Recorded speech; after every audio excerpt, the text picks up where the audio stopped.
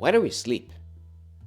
This may come as a shock to some people, but one of the lead suspects in reduced amounts of sleep is increased amount of entertainment. Labor of any kind requires rest equally as much as no labor at all.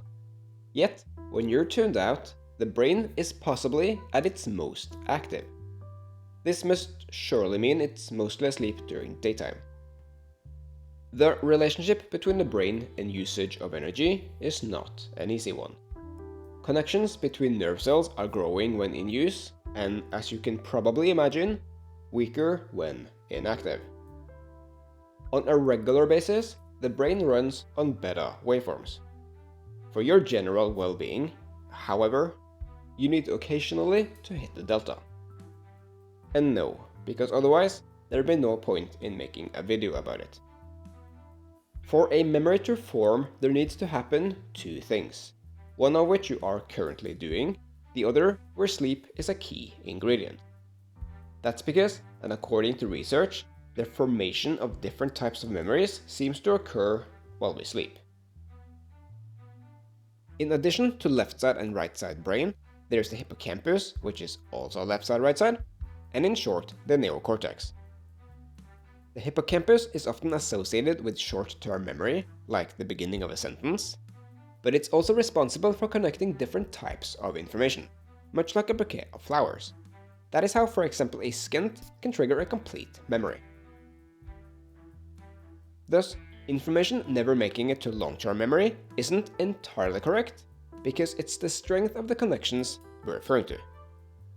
Nonetheless, the idea is to make the memories independent of the hippocampus. In return, increased traffic between neurons increase the likelihood of having them fire again, and thus easier and faster to recall. The difference is whether focused on patterns or long-term structural change, or even rewiring if information was false or even remembered incorrectly. This is called neuroplasticity, and it's the brain's ability to adapt to any situation, including damage. Sleep, first of all, is divided into two main categories that corresponds to brainwave frequency. That's sort of like the idea here. Non-REM sleep, further divided into light sleep and deep sleep.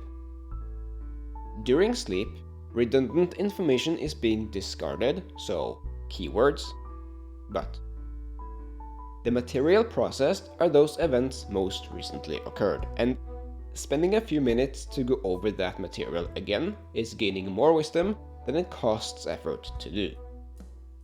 But you have to do it. Though, of course, too much practice can cause neural connections to overload, and sleep might just serve you better off. REM sleep is often called paradoxical sleep, because the brain activity is highly active despite subjects being asleep. In fact, stimuli in this state is generated from within the brain. Thus, your muscles are paralyzed to prevent you from acting out your dreams. This means that something in the mind is experiencing things, while the you in there is unavailable. People with disorders can move around in this stage, even get out of bed. This cross paths with consciousness, because you're either aware of it, or you're not. Hence the expression. Dreaming has been observed during non-REM sleep as well, but those are concept-based rather than emotional. Sleep runs on cycles, and a healthy night contains 5 to 6 of those, depending on your age. This be where we need to at least mention napping, because the term catnap was changed to power once it was proven healthy and effective, to make it socially acceptable, especially in work-related matters. Those are short breaks that won't, or isn't supposed to, enter deep sleep, so that your circadian rhythm stays intact. The siesta, on the other hand, is a long break scheduled into daily routines, against business hours reallocated. Whether or not this is beneficial is a question regarding mortality rates and working accidents in applicable countries. Napping aside, how much time we spend on each level depends on how long subjects been asleep and what time of day it is. You see where this is going. Underestimated, maybe, but just like you and me need to occasionally clean our house and brush our teeth, so does the body need to take care of itself. No, seriously, an average human contains around 37.2 trillion cells, whereas between 1 and 3 million of them die every second, and something has got to clean them up.